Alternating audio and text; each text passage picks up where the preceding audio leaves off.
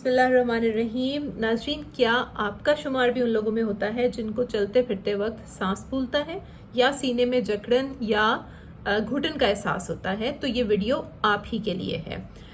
आज हम बात करेंगे सांस फूलने की चंद आम वजूहात के बारे में। उसमें सरे फहरिस्त है दिल की कमज़ोरी। दिल जब अपना काम मौसर तरीके से नहीं कर पाता तो जिस्म में ऑक्सीजन की कमी हो जाती है, जिसकी वजह से मरीज को चलते फिरते वक्त सांस में दुश्वारी होती है। उसके साथ साथ लेटते हुए भी उसका सांस बहुत ज़्यादा फूल जाता है, वो आराम से नहीं लेट पाता और सीधा बिल्कुल नहीं लेट पाता। इसकी दीगर अलामात में जो शामिल है उसमें पाँव पे सोजिश आ जाना, थकावट का एहसास रहना।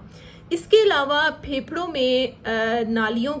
की नालियों की सोजिश हो जाती है एलर्जी की वजह से या सिगरेट नोशी, नस्वार या बाकी जो दीगर चीज़ें नशे हैं उनकी वजह से। उसकी वजह से उस सोजिश से हवा के गुजरने का रास्ता तंग हो जाता है, जिसकी बिना पर मरीज को सांस लेने में दुश्वारी हो जाती है। कभी कभार फेफड़ों की शरियानों में खून का लोथड़ा आने की वजह से यकदम सीने में दर्द, दबाव और सांस लेने में बहुत ज़्यादा दुश्वारी होती है।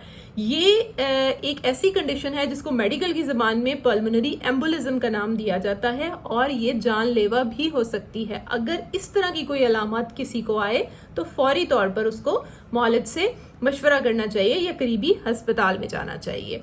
इसके अलावा बहुत सारे मरीजों में, ख़ास तौर पे ख़वातीन में, खून का बहाव ज़्यादा होने की वजह से उनके मंथली साइकिल्स के दौरान या बच्चों की पैदाइश के दौरान उनके अंदर खून की कमी हो जाती है। खून का काम जो उसकी सारी गर्दिश है जिस्म के सारे आज़ा को ऑक्सीजन मुहैया करना भी है, क्योंकि इसके अंदर जो सुर्ख खुलिये होते हैं वो असल में ये काम सरअंजाम देते हैं। जब खून की कमी हो जाती है तो जाहिर है वो सुर्ख खुलियों की तादाद भी कम हो जाती है, जिसकी वजह से जिस्म में जो मेजर आज़ा हैं जैसे कि दिमाग है, फेफड़े हैं, दिल है, उनको प्रॉपर ऑक्सीजन नहीं पहुंच पाती, जिसकी वजह से थकावट रहना, चलने फिरने पे सांस फूलना और तबीयत में एक गिरी गिरी सी तबीयत रहना, इसकी कंप्लेन अक्सर ख़वातीन में देखी जाती है।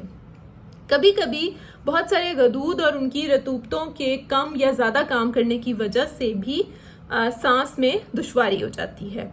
इसके साथ साथ कोई परेशानी या घबराहट या कोई ऐसा यकदम सदमा पहुंचने पर भी मरीज को सांस की तकलीफ हो जाती है। लेकिन यहाँ एक बात हम मौलिद हजरात के लिए काबिले गौर है, वो ये कि हमेशा जब भी हमने किसी मरीज को उसके सांस फूलने की वजह हमने ये कोई परेशानी, सदमा या कोई ऐसा जहनी दबाव बनाना है तो हमें चाहिए कि हम बाकी सारी जितनी भी रीजंस हैं जिनका भी मैंने जिक्र किया उनको पूरी तरह से देख लें, और अगर उनमें से कोई वजह नहीं मिलती तो फिर हम ये कह सकते हैं कि कोई घबराहट, ज़हनी दबाव या परेशानी की वजह से मरीज का सांस फूल रहा है।